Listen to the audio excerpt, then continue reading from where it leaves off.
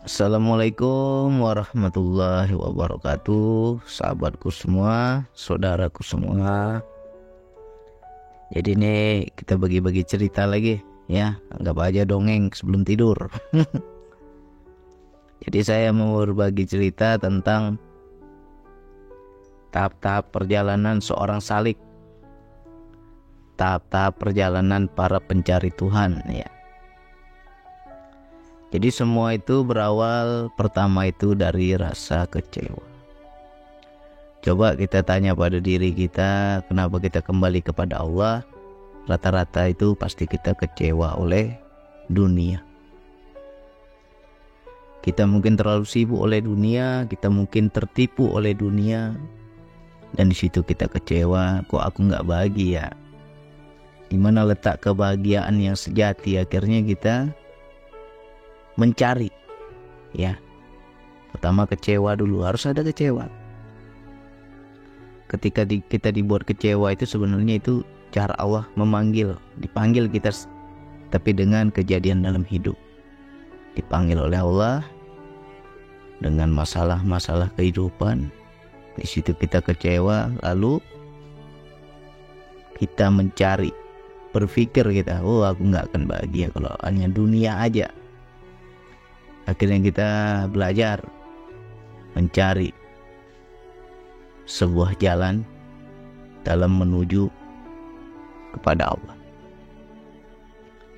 Akhirnya kita cari jalan, kita cari guru, kita cari orang yang bisa membimbing, mencari, berguru ke sini nggak cocok, berguru lagi ke tempat lain nggak cocok, berguru sana berguru sini nggak pernah kita dapatkan seteguk air, tetap dahaga, tetap haus ya. Karena apa? Kita menganggap seorang guru lah yang mampu mengantar kita kepada Allah. Akhirnya kita cari guru ya.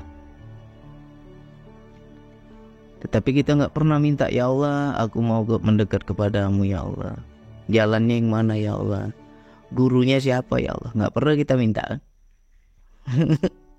Tanyalah diri kita masing-masing. Pasti kita mencari dengan ego kita. Tidak pernah kita itu bertanya kepada Allah, kasih aku guru ya Allah, kasih aku jalannya ya Allah ya. Padahal di Al-Fatihah itu ada, tunjukilah kami jalan yang lurus. Berarti kan kita di situ suruh minta biar Allah yang menunjukkan jalannya. Tapi kebanyakan kita itu mencari sendiri, bukan dengan apa istilahnya mengandalkan Allah. Akhirnya mencari, sekian tahun kita cari, nggak ketemu juga ya. Berguru sana nggak cocok, berguru sini nggak cocok, berguru sana lagi nggak puas. Akhirnya pada suatu masa ketemu jalan yang memang betul-betul membuat kita nyaman, membuat kita cocok. Ketemulah jalannya. Udah ketemu kan? Setelah kita ketemu jalannya, disitulah baru kita itu jatuh cinta. Itu tahapnya tuh, step by stepnya. Dulu kita rasakan Allah jauh, atau kita nggak pernah rasakan Allah yang dekat, itu nggak pernah. Nah, ketika kita mulai aktif kesadaran, disitulah mulai jatuh cinta. Aku cinta padamu ya Allah ya. Setelah sudah cinta, timbullah rindu. Nah, timbullah rindu. Jadi di situ orang yang rindu itu asik gila ke Allah aja dia. Pokoknya ibadah segala macam itu ya asik gila akhirat ya. Sholat terus di masjid, tiap hari di masjid. Pokoknya banyak waktunya di masjid, banyak waktunya untuk agama, banyak waktunya untuk mendekatkan diri kepada Allah. Itulah karena dia sudah rindu pada Allah. Ternyata karena kurang bimbingan, Di situ dia kebablasan ya. Ketika dia kebablasan, di situ dia mencapai yang namanya tahap gila. Jadi para salik itu wajib atau pasti mengalami gila. Kalau ada orang nggak pernah gila itu belum salik itu, ya. Karena memang kalau kita sudah jatuh cinta kepada Allah itu, sudah rindu kepada Allah itu gila. Asik gila ngaji, gila zikir, gila sholat, gila tahajud, ya kan? Nah, tapi gilanya ini nggak imbang. Disitulah dia menjadi berat sebelah. Asik akhirat aja, duniawi ini dia tinggalkan, jadi malas, nggak produktif, nggak mau bekerja, nggak mau bersosial, senangnya menyendiri, ya, nggak mau banyak ngomong, senang dia sepi-sepi, ya kan, nggak mau dia bersosial, menjauh dia dari keramaian. Semua pasti akan mengalami hal itu, ya. Jadi di tahap gila ini antara dua, kalau nggak sadar ya kebablasan. Makanya banyak kita menjumpai orang itu sampai jadi jadab, ya, zadab, gila ketuhanan. Itu karena apa? Kurang bimbingan. Jadi disitulah pentingnya kita itu kalau berguru tuh betul-betul berguru.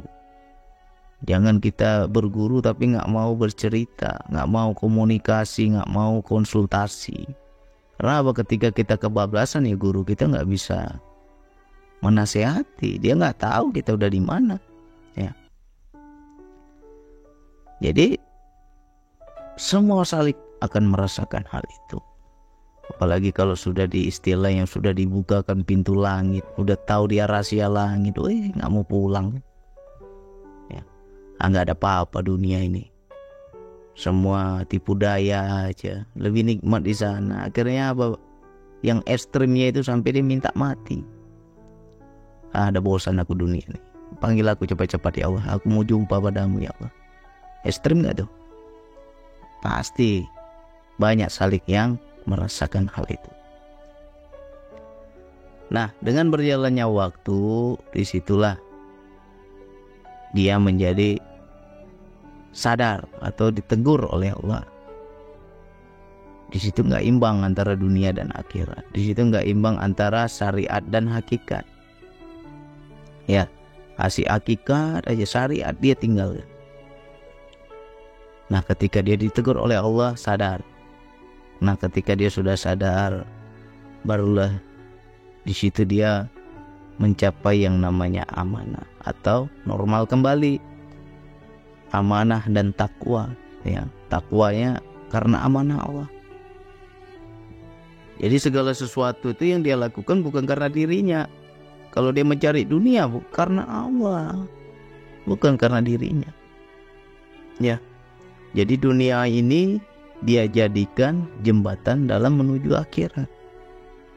Bukan dunia tujuannya hanya tujuannya akhirat, tetapi jembatannya dunia. Paham ya maksudnya ya? Nah, apabila dia sudah mencapai ke tahap itu, dia akan kembali kepada syariat. Syariat ini luas, makna syariat ini bukan sholat, ngaji, apalagi istilahnya ibadah-ibadah umum, bukan. Kehidupan dunia inilah syariat, ya. Jangan jadi makhluk gentayangan kita asik main di langit, ya kan, nggak turun-turun. Nggak boleh. Jadi ketika dia sudah mencapai tahap itu, di situ dia menjadi manusia normal, ya, menjadi penduduk bumi, bukan penduduk langit. Di situ dia akan menjadi orang ya biasa-biasa aja lah.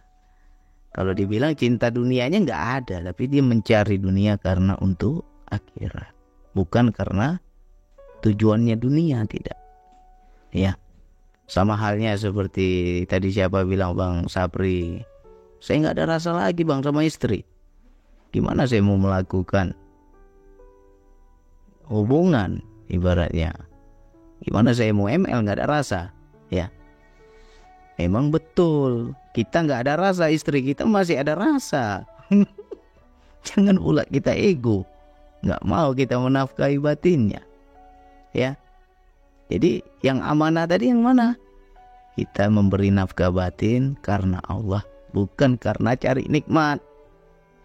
Ya, kalau kita kalau nikmat baru aku mau bang, kalau nggak nikmat aku nggak mau. Itu namanya cari nikmat. Tapi kita melakukan karena Allah. Allah memberi amanah istri, berarti ada hak istri. Berikan haknya karena Allah, bukan karena diriku. Ya, itulah yang dibilang syariat itu.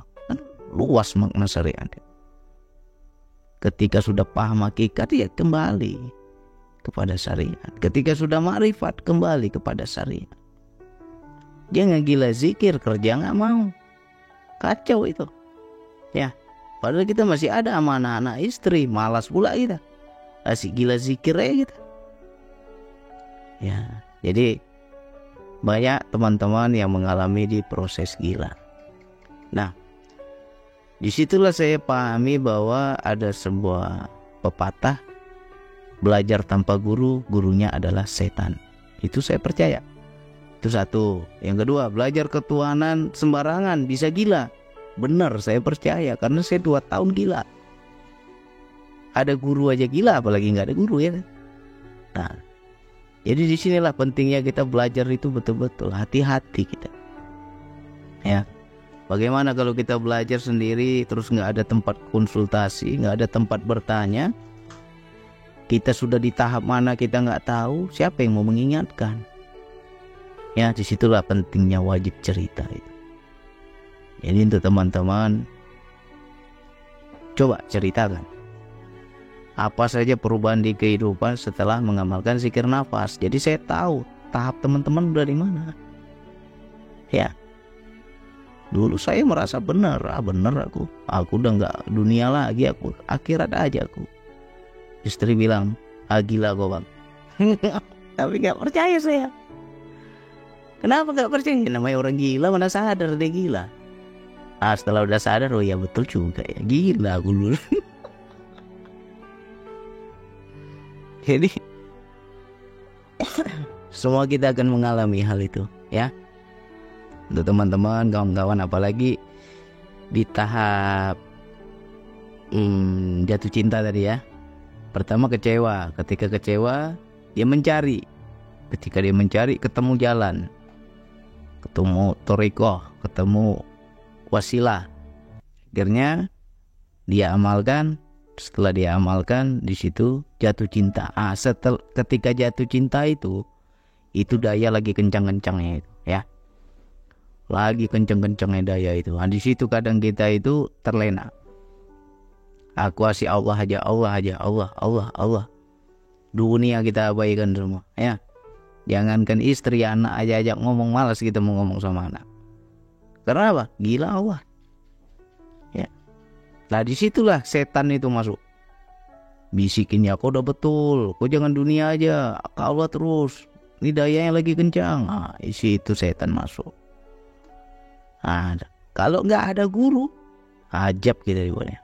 Ya, harus ada guru yang hafal jalan, harus ada guru yang betul-betul tahu tahap kita udah sampai mana. Ya, jadi jangan dicari guru itu.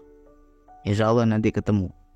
Yang penting kita dari awal pertama kecewa, ada kecewa mencari itu minta sama Allah. Ya Allah, tunjukkan aku jalannya ya Allah.